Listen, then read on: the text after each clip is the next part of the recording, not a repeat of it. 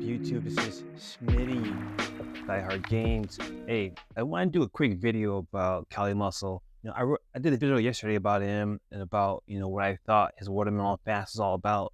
So today I felt that to provide his perspective some justice, I would watch another video of his, and I watched the video. It's called "I Ate Watermelon for 32 Days: Fast Detox, Organ Digestive Reset, Spiritual Awakening." Now, for those of you who don't know, I'm Smitty. I was a triathlete. I was riding about 300 miles a week. I was running about 30 miles a week. And about a month or two before the actual event of the season, I was swimming about, a mile a week, right? So I know a little bit about fitness, but from an endurance perspective. And then I lost feeling on half side of my body. And I learned how to lose weight other than using cardio. I had to learn about bodybuilding and counting calories, etc. And I will say this, as an endurance athlete, I never really had to count my calories. I just ran more and I rode more on a bike, basically. And I also did, resistance workouts in the endurance spectrum of the rep range, 15 to 20 to 30, right? And so I would do arms on Monday, abs on Tuesday, and legs on Wednesday. Now, besides that, let me get into what I want to say about this video. So there's three things I want to share with you about what I got from watching that 27-minute video from Cali Muscle, 27-minute, 39 seconds, right? The first thing is that he ate watermelon, and watermelon has citrulline in it, and also it has cucurbitacins, right? And the second thing I want to say, that he talked about going to Venice Beach to work out and how he was tired in getting there. And a lot of that has to do with nutrition and how you're timing it. And the third thing is he gave up white rice. Now, the thing about white rice is, right, there are foods that are healthy for us, right? And some of those healthy foods are good for performance. And some of those healthy foods are good for recovery, right? And they're not necessarily the same foods, right? So if you want to perform, you need to eat well. And if you want to recover, you need to eat well. And you need to do that, and it has to be timed correctly, right? So that first thing about citrulline and watermelon. And so I asked my friendly ChatGPT enabled app Koala AI question about citrulline and cucurbitacins. This is what I got. So the question is, what is citrulline's connection to cucurbitacins? Cite relevant sources in MLA format. And it says citrulline is an amino acid found in watermelon and other fruits. It is known for its ability to increase nitric oxide production in the body, which can lead to improved blood flow and cardiovascular health. Cucurbitacin, on the other hand, is a compound found in several members of the cucurbitaceae family, including watermelon, pumpkin, and cucumber. It has been shown to possess anti-inflammatory and anti-cancer properties. There is not much research available on the direct connection between citrulline and cucurbitacin. However, a study published in the Journal of Agriculture and Food Chemistry suggests that cucurbitacin may play a role in the production of citrulline in watermelon. The study found that watermelon varieties with higher levels of cucurbitacin also have higher levels of citrulline. My source is from Ming, and Li, and Liu, and Tian, and Zhang, 2015. So I went on to ask a little bit more about citrulline, and I wanted to get more specific about where you could find citrulline, right? And so I know that probably one variety of watermelon that's probably out there that people know about is called Crimson Sweet, right? And so I asked my friendly ChatGPT enabled app Koala AI, what is the citrulline content of Crimson Sweet watermelon? Cite relevant sources in MLA format. And what I got was, according to research, the citrulline content of Crimson Sweet watermelon varies depending on several factors, including the growing conditions, maturity, and storage conditions. However, a study published in the Journal of Agriculture and Food Chemistry provides some insight into the typical citrulline content of Crimson Sweet watermelon. The study found that the citrulline content of Crimson Sweet watermelon ranged from 0.9 to 2.5 milligrams per gram of fresh wheat, with an average of 1.7 milligrams per gram of fresh wheat. The study also found that citrulline content was highest in the flesh near the rind and lowest in the center of the fruit. And the source from Perkins, Versay, I apologize for the mispronunciation. Collins, Davis, Roberts, 2006. And the source, the name of the paper is Carotenoid Content of 50 Watermelon Cultivars. So if you want to look at the other 50 or the 49 cultivars of watermelon, it's in that paper, 05. So here's what I get from this thing, right? Citrulline, you can probably get it from the rind, and watermelon that has the highest citrulline also has the highest levels of cucurbitacins, and it's probably near the rind of the fruit. And the rind is not as sweet as the rest of the fruit, and so you can imagine possibly, maybe, the sweeter the actual watermelon, the less citrulline or cucurbitacin that might be in there. So this might be why he's also, juicing the rind, which I heard from the video that he juices the rind of the watermelon. Now, the second thing I want to talk about is that he was tired going to Venice Beach to work out. Now, look, so as a triathlete, I would wake up at 1 a.m. when sunrise is around 5:15 to 5:30 to 5:45. I'm waking up at 1 a.m. and I'm eating rice and eggs, right? I'm eating rice and eggs. Right now, I'm eating like a little bit of, like a fork full of white rice and 2 hard-boiled eggs. When I was riding 300 miles a week, I'd probably eat like 2 to 4 eggs and a cup of white rice.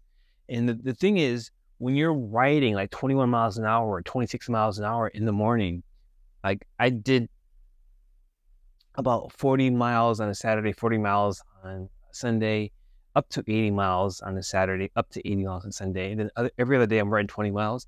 When you're riding 21 miles per hour for an hour, it's much easier to do that when you're eating white rice, right? Now, I will admit that white rice isn't good for recovery necessarily. Brown rice is probably better. And I don't know the answer, right? I just know that I've tried all these foods. I tried white rice, ramen noodles. I've tried frosted flakes, corn flakes. I tried, of course, brown rice, then oatmeal. I've tried like quick oatmeal, that kind of 3-minute oatmeal. Then there's all kinds of oatmeal. There's grits, cornmeal, all this stuff I tried, these greens that are supposed to be quote unquote healthy. Well, they're healthier for you than like other foods, but white rice is what I gravitate towards, and it's best. It works best for me. And typically I eat it at 1 a.m. because I know at 5 o'clock my body will have digested it, and it'll be ready to go. It'll be ready to be used as fuel, right? It's like rocket fuel. That's how I can describe it. And then afterwards, now my routine is to eat complex carbs and foods that digest slower and that have a little bit more nutrient profile is different. Not that it's more, the nutrient profile is different than white rice. So I wanted to understand some of the significant differences between brown rice and white rice. So I asked my friendly ChatGPT enabled app some questions about the differences between white rice and brown rice, right? So the first question, I asked it about the nutrients, and I got the nutrient profile if you want to look at that. I mean, I'll put it on the screen, but I really wanted to know, other than the nutrients, like the macronutrients, I want to know about the phytonutrients, right? So maybe the difference is the phytonutrients, because there's a lot that goes on. There's a lot that goes on in complex carbs when you're consuming it in your gut, right? And so what phytonutrients are in brown rice? Cite relevant sources in MLA format. Then my friendly ChatGPT enabled app, Koala AI, responded with, brown rice is a whole grain that contains various phytonutrients, including phenolic compounds, flavonoids, and ligands. These phytonutrients have antioxidant and anti-inflammatory properties that may provide health benefits. According to a study published in the Journal of Agriculture and Food Chemistry, brown rice contains several phenolic compounds, including ferulic acid, caffeic acid, and coumaric acid, and phenolic acid. The study also found that brown rice contains flavonoids such as apigenin, luteolin, and quercetin, which have antioxidant and anti-inflammatory properties. Another study published in the Journal of Agriculture and Food Chemistry found that brown rice contains lignans, lignans, which are phytoestrogens that may have protective effects against breast cancer. Sources are from Kim Moon, 2011, phenolic acid composition and antioxidant activities of rice bran in wholes. And I apologize for any mispronunciations. And from Thompson from 1991, and that first one was 2011. So we know it has stuff in it, right? And we know what stuff is in there. I want to compare that to what is in white rice.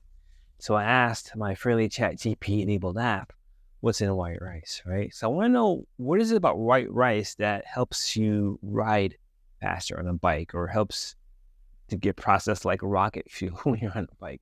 So I asked my friendly ChatGPT enabled app, Quality AI, what phytonutrients are in white rice? Cite relevant sources in MLA format. White rice is a refined grain that has had the bran and germ removed, which results in the loss of some phytonutrients. However, white rice still contains some phytonutrients, including ferulic acid and gamma oryzanol.